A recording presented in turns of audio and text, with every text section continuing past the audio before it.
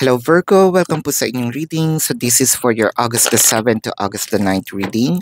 Para po sa mga bago, don't forget to click the subscribe button, smash the like button, comment below kung kayo po ay nakaka-resonate, and please do hit the notification bell kung gusto niyo pong sumali sa ating live sessions. Dun po yan sa kabilang channel, that is Babaylan TV. Yan po ang ating unang channel catered for our international audience, no? So, kung hindi niyo po maabutan ng ating live sessions, pwede naman po kayo magtanong sa comment section as long as the question is answerable by yes or no po, no? Virgo, I want you to know that this is a general reading. You may resonate with some bits and pieces of the reading, or you may resonate with the entire reading, no? Take what's only yours. Ayan, kung hinahanap niyo po yung X-Files, no? Ito po yung segment sa ating YouTube channel. Kung nasan po yan, nasa Facebook na po. Para po hindi po nagkakagulo, no?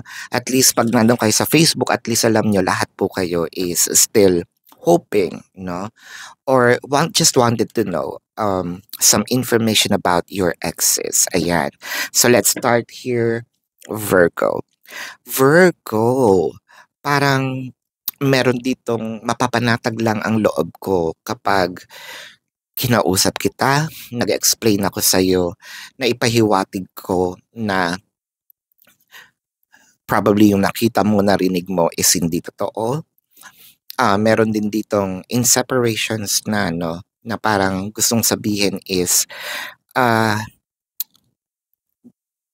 gusto ko sanang magkaayos tayo, no? Hindi kita pipiliting bumalik sa dati, pero ang gusto ko lang is at least for old time's sake, no, magkaroon tayo ng isang, sabihin nating, civil relationship. And hopefully, no, hindi naman din ito magpapaka-impokrito or impokrita na hindi ako nag-hope. Nag-hope ako na sana bumalik itong pagtitingan na natin, no? Pero hindi kita pipilitin. Ang gusto ko lang is ma-fix itong gap na meron tayo.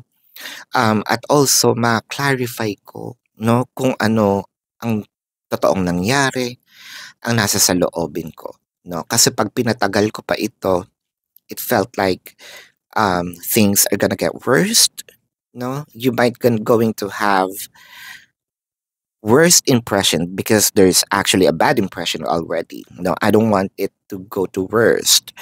I don't know if the explanation or my explanation will make sense, pero at least ginawa ko, na iparating ko, at least I did my part, no? Nasa sayo yun kung tatanggapin mo or hindi. Nasa sayo yun if maniniwala ka or hindi, no?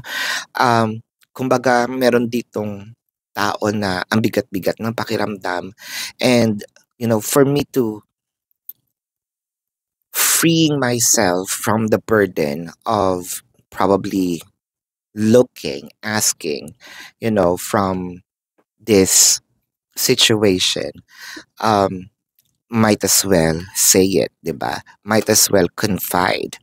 With the Nine of Wands, the King of Swords, and the Seven of Pentacles, you know what? I'm seeing that someone here is wanting to open or probably just waiting, no? Siguro, itong tao ding ito, let's say si person A, ito na naman tayo, huwag kayong malito. Si person A, sabihin natin siya yung tao na siya yung gustong mag-explain. Now, si person B, siya po yung taong nag-aantay kahit galit. So, either one, kung ikaw si person B, si person yung person A, no? Ano ba yung nakakalito doon? Kung si person A, feeling mo nandun ka sa person A, and si person yung person B, di ba? Wala naman nakakalito doon. Anyway, so, nilagay ko lang kasi you can switch off the energies, di ba? With the Nine of Wands, na I'm waiting, sabi ni person B, I'm waiting, no? Galit lang ako pero I'm waiting for your explanation. I'm waiting. Ano ba yung ano ba yung kinakatakot mo? Kasi merong impressions tong si person A na nakakatakot magalit itong si person B. Nandun na nga sa rukruk, kumbaga nasa karukrukan na ng inis, ng galit. So, parang yung buntot, yung bumaluktot yung buntot na hindi ko kayang mag-approach kung ganyan mo ko kakausapin, um, kung ganyan mo ko tititigan, 'no, kung ganyan mo ko papakitunguhan at ganyan ka magsalita. With the Seven of Pentacles clarified with the Three of Cups and the Star, ayan. So, meron dito kasi na sinasabi dito siguro ni person B, 'no, kay person A. Dun si person B nagalit ha, um, bakit kasi umalis ka pa? Bakit ako either merong nakita, may nagsabi na meron kang kainuman, 'no? I believe na it could also be your crush, your ex, or probably na nasasabi mo sa akin you like this person, 'no? Pero you got the chance, tapos nilihim mo pa sa akin. So, dun ako naiinis. For a few numbers of you naman, ang nakita ko dito is parang there is a communication with someone. So siguro selos nga ito, or wala pa naman kasi yung ibang cards, 'no, pero siguro selos nga itong nangyayari kaya nainis itong si person B. Ang nakakainis kasi nilihim nito ni person A, 'no, um, with Sana Muerte and the Page of Pentacles. So, I think wala namang alam talaga dito si person B.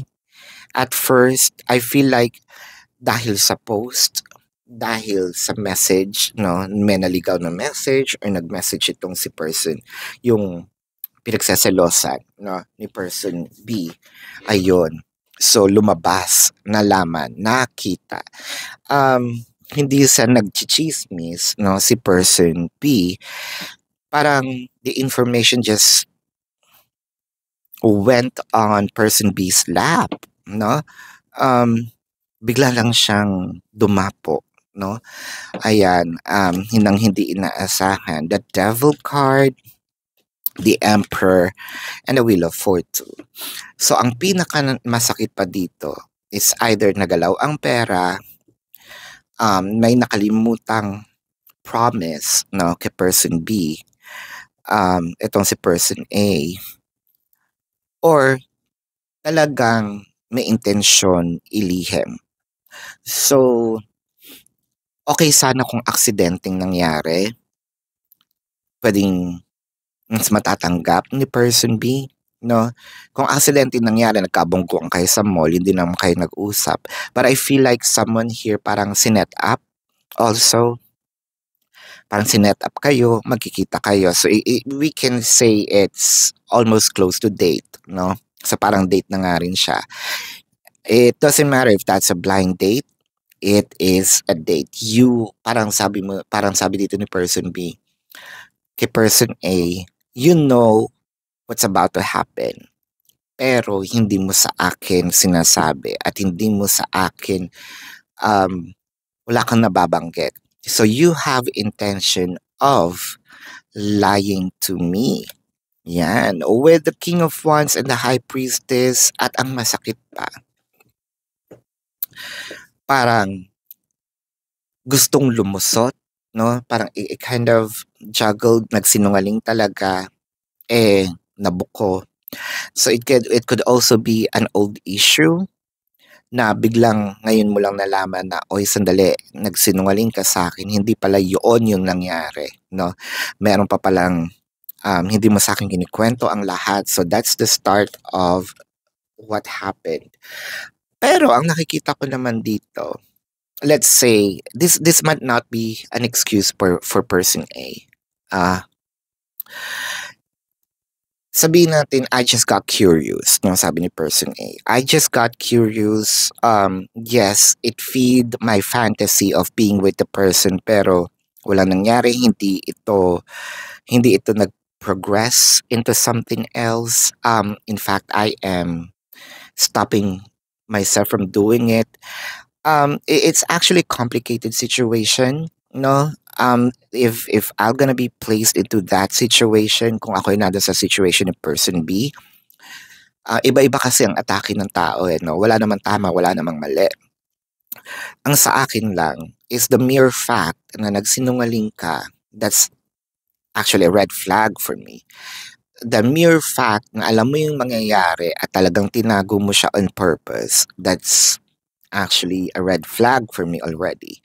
Um, it depends kung papatawarin kita, no? Pero sa ngayon, you already broke my trust and I do not have the confidence na lahat ng sasabihin mo moving forward is totoo.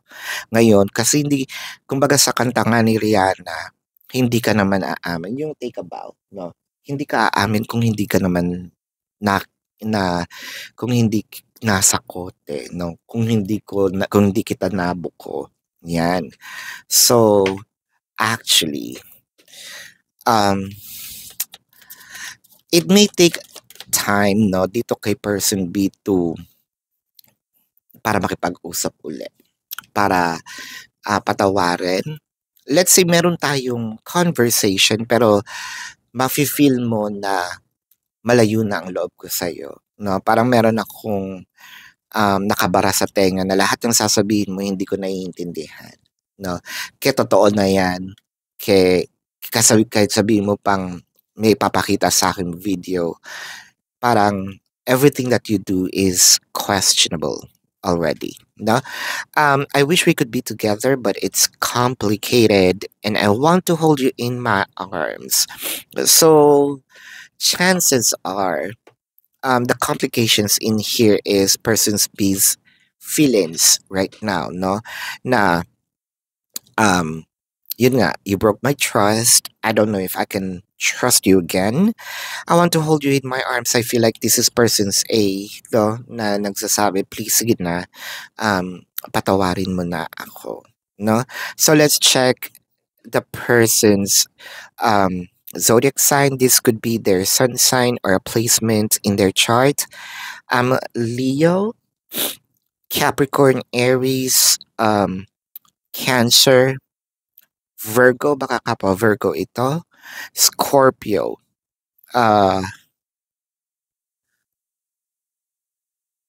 Sagittarius, Pisces, Aquarius. So this is your reading, Virgo. Para po sa mga bago, don't forget to click the subscribe button, smash the like button, comment below kung kayo po ay nakaka-resonate, and hit the notification bell kung gusto nyo pong sumali sa ating live sessions. Doon po yan sa kabilang channel, that is Babaylan TV. Yan po ang ating unang channel catered for our international audience. And kung gusto nyo pong sumali sa live, again, nandun po yan. Meron din po ibang readings doon. Gusto nyo pong magtanong, pwede naman, kung di nyo maabutan yung live sessions, dito po sa comment section, as long as the question po is answerable by yes or no. No? And Virgo, alam nyo sa sarili niyo kung satisfied kayo sa yes or no na sagot. If not, pwede nyo po akong tanungin sa sa description box po. Nandun po yung link ng aking website. Click the link, you're gonna be routed to my website. Nandun po sa pinakababa yung question form, no? Browse nyo pa po pababa, sa pinakababa, nandun po yung information, how much per question, the QR codes, no? The mode of payment, the name, the number for your reference. I also created a discounted price of 4 questions plus 1. Take advantage of it.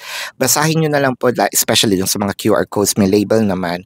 If you also want to book a private reading, nandun din po siya sa description box, no? Sa pinakababa. So tuloy pa rin ang ating manhunt. So nasa description box din po yung fake accounts. You can report those accounts and then take a screenshot, tapos po paki-send, no? Doon po sa ating designated email for you to win a free reading with me or a free personal reading with me in a minute, no? When I say it's free, it's free.